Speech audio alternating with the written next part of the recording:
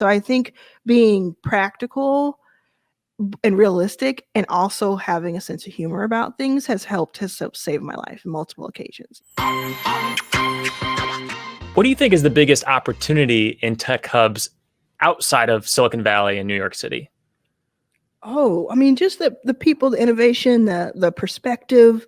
I think that I'm biased because I was born in Jackson, Mississippi, and I grew up in Dallas, Texas, and I think both are really interesting. Dallas is just every time I go back, I can't believe how much it's grown. It was already a huge place, but it is incredible. And I have a joint venture with Mark Cuban, and so and my family, most of my family, like close family, still lives there. So I spend a lot of time. I expect to spend a lot of time there, and growing that local ecosystem. And then Jackson.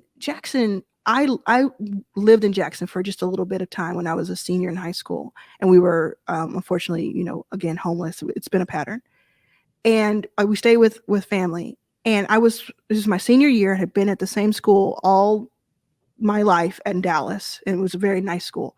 And I went to Jackson to sign in, and there was a fight in the hallway with a teacher and a student while I was sitting in the thing. And I found out that as a senior, you had to share books with your classmates. You couldn't take them home. You had to share because they didn't have the resources. And so just knowing that type of poverty and lack of resources in Jackson, especially for Black people, and to know today that a friend of mine, Nashley Cephas, born and raised in Jackson, Mississippi, went on to become a CTO of a company that was led by a Black woman in Atlanta, Part Pick, sold to Amazon. She then went on to work at Amazon on some of their what they're working on, their AI. She's now a millionaire along with Jewel, who's the CEO. She went back and now she has a $25 million development in downtown Jackson, Mississippi for to be a tech hub. And it's all opening in 2021.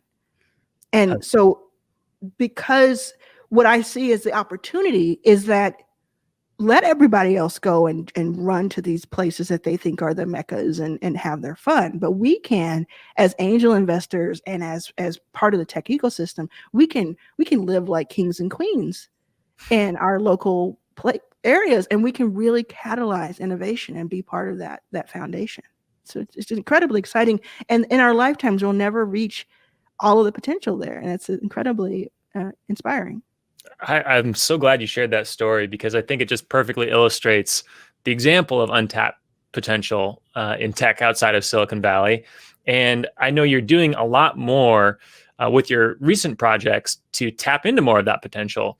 Backstage Crowd is a platform that you've launched to give more angel investors, more high net worth individuals, more access to a broader range of startups that are in these high density, high opportunity areas like Jackson, Mississippi, but all over the world. Can you talk a little bit about Backstage Crowd and how that came about?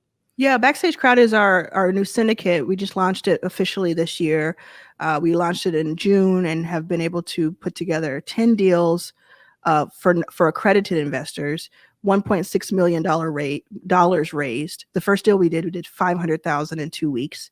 And this was really a reaction to a lot that happened this summer, that happened in May with George Floyd, and that happened after that, where we were still, I didn't want Backstage to now be someone's ticket to an apology, and so there was a lot of that type of money that was kind of looking at us. And then there was a type of dangling money of, we know we're supposed to do something, but now you have to jump through these other hoops after and tell us why you are worthy, even though we were the ones that they should be emulating, right? So I said, enough of that. I'm not going to do that with institutionals. If they want to invest in us, they can come along and they can ask and we can talk about it like, adults, but we're not going to play a game. And so I said, think about the crowd. There are so many accredited and non-accredited. We have 2 tracks. We have both tracks, right? But there's so many accredited investors who don't even know they are accredited, who don't even know they can invest in private companies. There are so many, you make $200,000 or more, or $300,000 with your spouse. And there's other ways you can look it up too. There's so many investors who could put $1,000 into a company. We might put 100,000 in, and then about 40 people put in 2,500 average, and we have a $200,000 deal for a company. and they are on the terms that we've negotiated, and it makes it easy. So if you're familiar with like Angel List or anything like that, that's the same kind of vibe, but it's on our own platform. So that's backstagecrowd.com for accredited and non-accredited investors, and you can just sign up.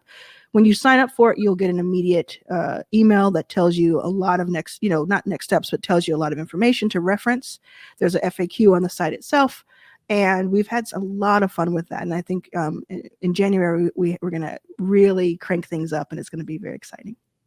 One of the things I keep hearing about and have heard about over the last decade, but it seems like more and more is in the forefront of the consciousness of the tech industry, is that owning equity in companies is how you can generate true wealth in the tech industry.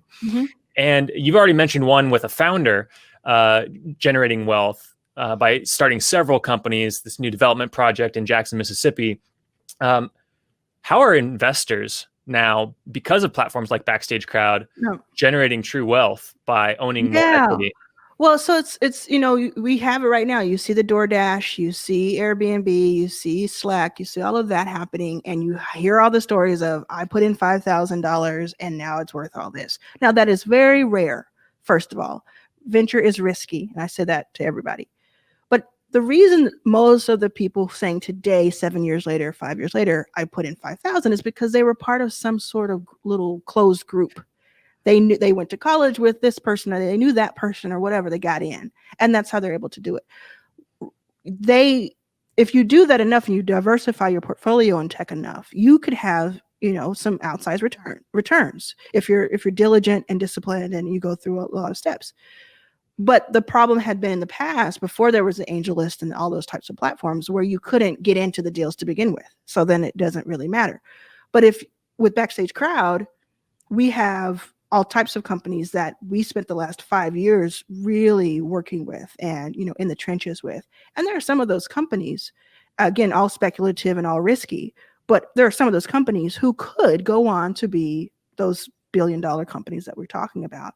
And because we're able to negotiate those terms, our syndicate can be part of those terms, so that when we're celebrating in 2 years and 5 years and 10 years, we're not celebrating siloed ourselves and saying, look what Backstage was able to do.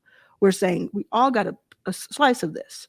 And I think if you do that enough and you diversify your portfolio and have a strategy, which we talk about in that email that you get, I think you can work towards that. And you can also use it as a training ground for more direct investments. So you do this to kind of get your feet wet, and then start creating those relationships for more. I personally have the 7 income streams, and one of them is this, and it's about, I think about the DoorDash drivers, and I think people are going to be doing more and more of this in the future. But it's one thing to be a DoorDash driver and to celebrate, but I would rather that DoorDash driver were able to put $1,000 in when they first got in, and have that equity that's worth now 10 or 20.